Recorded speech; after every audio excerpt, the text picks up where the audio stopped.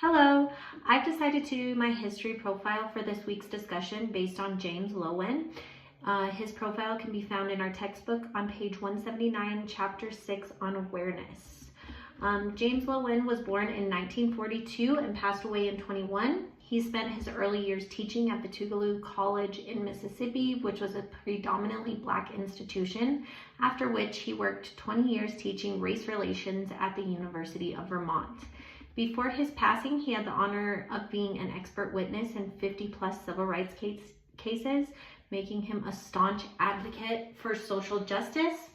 James Loewen has authored 13 books, including Lies My Teachers Told Me, which has sold over 1.5 million copies and is still challenging teachers to question and teach beyond the text found in textbooks today. He wrote this after examining multiple textbooks and finding material to be bland, blind, and simply untrue in many cases.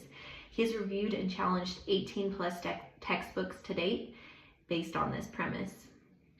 He also co-authored Mississippi Conflict and Change, which won the Lillian Smith Award for Best Southern Nonfiction, but it was denied usage in the Mississippi schools due to its controversial and racially charged nature. The denial of this led Loewen, his co-author Charles Salis, and multiple students to bring a lawsuit against Mississippi schools in the Loewen et al. V. Turnipseed et al. Case of 1980. The courts decided that the dismissal of this book in the educational system was unjustified and unconstitutional, which was a huge win for the First Amendment rights and for Loewen. In his time as an author, teacher, and social justice advocate, James Loewen has won multiple awards. Two of these notable awards include the Spirit of America Award, given to him by the National Council for Social Studies in 2012. Other notable recipients of this award include Rosa Parks and Jimmy Carter, so that's huge. In 2012, he also received the Cox Johnson Fraser Award for Scholarship and Service to Social Justice, which made him the first white person ever to receive this honor. His research and writing on sundown towns, also known as sunset or gray towns, started in 1999 and is unmatched. These towns are known for signs which were often marked by racial slurs and the words "don't let the sun go down on you" in insert town name here. Thus, they were predominantly white towns on purpose.